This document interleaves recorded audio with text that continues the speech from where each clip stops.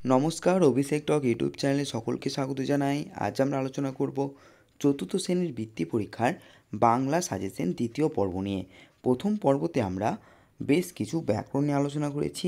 আজকেও আমরা ব্যাকরণ নিয়ে আলোচনা করব। এরপর আমরা ধাপে ধাপে অধ্যায়ভিত্তিক ছোট প্রশ্ন, বড় প্রশ্ন এগুলো নিয়েও আলোচনা করব। প্রত্যেকটি বিষয়ের উপর ভিডিও আসতে চলেছে, তাই তোমরা সেই ভিডিওগুলি পেতে অবশ্যই আমার চ্যানেলটিকে সাবস্ক্রাইব করে রাখবে। আর একটা কথা তোমাদের জানিয়ে রাখতে চাই যে আমি বিগত 10 বছরের প্রশ্নপত্র আমার চ্যানেলে আপলোড করে দিয়েছি। যদি তোমরা সেই ভিডিওগুলি দেখতে যাও তবে অবশ্যই আমার চ্যানেলটিকে চেক আউট করে নিতে পারো, বা এই ভিডিও ডেসক্রিপশান বক্সে তার লিঙ্ক দেওয়া থাকবে, সেখান থেকে গিয়েও তোমরা ভিডিওগুলি দেখে নিতে পারবে। তো চলো আজকে টপিকে ফিরে আসি। দেখো, আগের দিন আমরা ভিডিও শেষে এই কয়েকটি একই শব্দের ভিন্ন ভিন্ন অর্থ নিয়ে আলোচনা করেছিলাম। আজকেও আমরা বেশ কিছু ভিন্ন অর্থের শব্দগুলো দেখে নেব, ঠিক আছে? দেখো, সারা কথার অর্থ হচ্ছে একটা সমস্ত। তো সারাটা সকাল কোথায় কাটালে? আর একটা সারা কথার অর্থ হচ্ছে শেষ, বাঁধের কাজটা সারা হলো। এরপর আছে দেখো হাত।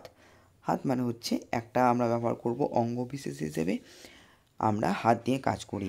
আর একটা হচ্ছে ক্ষমতা, এ ব্যাপারে আমার কোনো হাত নেই। এরপর আছে দেখো মাটি। মাটি থেকে আমরা ব্যবহার করব মৃত্তিকা। মাটি 3 প্রকার। আর একটা মাটি হিসেবে আমরা ব্যবহার করব যে নষ্ট, কাজটা মাটি হয়ে গেল। এরপর আছে বাজে, মানে শব্দ করে। ঘড়িতে এখন 10টা বাজে। আর একটা বাজে মানে হচ্ছে মূল্যহীন, বাজে কথা বলো না। এরপর আছে উত্তর, দিক বিশেষ, উত্তর দিকে যাও। আর একটা উত্তর মানে হচ্ছে জবাব, প্রশ্নটির উত্তর দাও। এরপর আছে পাড়া। পাড়া থেকে হবে দেখো পল্লী, আমাদের পাড়ায় জলসা হবে। আর একটা পাড়া কথার অর্থ হচ্ছে নামানো, আমটা পাড়া গেল না। এরপর আছে নাম। নাম মানে সংজ্ঞা, তোমার নাম কি? আর একটা নাম হচ্ছে খ্যাতি, রবীন্দ্রনাথের নাম সারা পৃথিবীতে ছড়িয়ে পড়েছিল। এরপর হচ্ছে মাপ। মাপ একটা কথার অর্থ হচ্ছে পরিমাপ, জামাটার মাপ নিয়ে নাও। আর একটা মাপ কথার অর্থ হচ্ছে ক্ষমা, এবারের মতো আমায় মাপ করো। এরপর আছে গভীর। একটা কথার অর্থ হচ্ছে গভীর, কথার অর্থ হচ্ছে ঘন। তো বন ক্রমশ গভীর হতে লাগলো। আর একটা গভীর কথা অর্থ এখানে ব্যবহার হয়েছে প্রগাঢ় হিসেবে। বাংলায় অনুপমের গভীর জ্ঞান। এরপর আছে দেখো ভারী। প্রথমে ব্যবহৃত হয়েছে খুব বেশি হিসেবে, আজ খেলায় ভারী মজা হলো। আর একটা ভারী ব্যবহৃত হয়েছে বেশি ওজন হিসেবে, লোহা বেশ ভারী বস্তু। এরপর আছে দেখো অঞ্চল, মানে হচ্ছে এলাকা, এই অঞ্চলে অনেকবার চুরি হয়েছে। আর একটা অঞ্চল মানে হচ্ছে আঁচল, মেয়েটি চোখে অঞ্চল চাপা দিয়ে কাঁদছে। এরপর আছে পাক। পাক থেকে পক্কতা, দাদুর চুলে পাক ধরেছে। আর একটা পাক কথার অর্থ হচ্ছে রান্না, বিয়েবাড়িতে সকাল থেকে পাকের কাজ চলছে। এরপর আছে দেখো সুর। একটা একটা হবে দেবতা এবং আরেকটা হবে গানের স্বর। তোমরা বাক্য রচনাগুলো ভিডিওটি পজ করে দেখে নেবে, ঠিক আছে? ঠান্ডা থেকে দেখো শান্ত আর শীতল। রায় থেকে হবে শেষ জবাব আর পদবী বিশেষ। কাণ্ড থেকে হবে ঘটনা আর গাছের গুঁড়ি। বল থেকে হবে শক্তি আর কথা কও। তো এগুলো ছিল আমাদের একই অর্থের ভিন্ন অর্থ, একই শব্দের ভিন্ন অর্থ এবং তাদের বাক্য রচনা, ঠিক আছে? এবার দেখো আছে পদ পরিবর্তন, বিশেষ্য থেকে বিশেষণ বা বিশেষণ থেকেও বিশেষ্য আসতে পারে। তো ভয় থেকে হবে ভীত, আক্রমণ থেকে হবে আক্রান্ত, ক্ষোভ থেকে হবে ক্ষুব্ধ, ঘৃণা থেকে ঘৃণিত, পর্বত থেকে পার্বত্য, শান্তি থেকে শান্ত, গভীরতা থেকে গভীর, গাম্ভীর্য থেকে গম্ভীর, উত্থান থেকে উত্থিত, কাঁকড় থেকে হবে কাঁকুড়ি, চাঞ্চল্য থেকে হবে চঞ্চল, তীব্রতা থেকে হবে তীব্র, অবসাদ থেকে হবে অবসন্ন, ক্লান্তি থেকে হবে ক্লান্ত, ব্যস্ততা থেকে হবে ব্যস্ত, সাহস থেকে হবে সাহসী, প্রান্ত থেকে হবে প্রান্তিক, তেজ থেকে হবে তেজালো।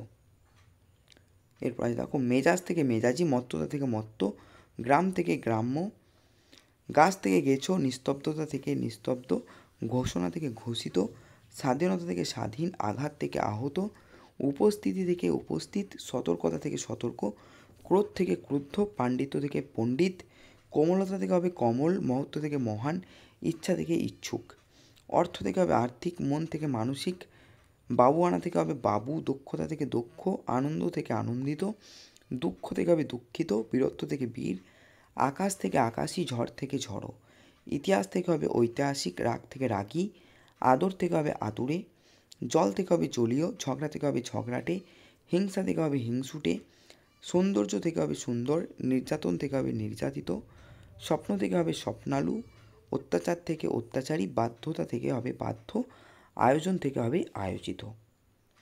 এরপর আছে দেখো লিঙ্গ পরিবর্তন। পুংলিঙ্গ থেকে স্ত্রীলিঙ্গ হবে দেখো, শিক্ষক থেকে হবে শিক্ষিকা, ছাত্র থেকে ছাত্রী, নায়ক থেকে নায়িকা, দেব থেকে দেবী, বালক থেকে বালিকা, নদ থেকে নদী, পাঠক থেকে পাঠিকা, সুন্দর থেকে সুন্দরী, শিব থেকে শিবানী, পিতা থেকে হবে মাতা, নাপিত থেকে নাপিতানি, রাজা থেকে হবে রানী, বাঘ থেকে হবে বাঘিনী, স্বামী থেকে হবে স্ত্রী, নবাব থেকে হবে বেগম, দাদা থেকে হবে দিদি বা বৌদি, পুরুষ থেকে হবে মহিলা, শ্বশুর থেকে হবে শাশুড়ি।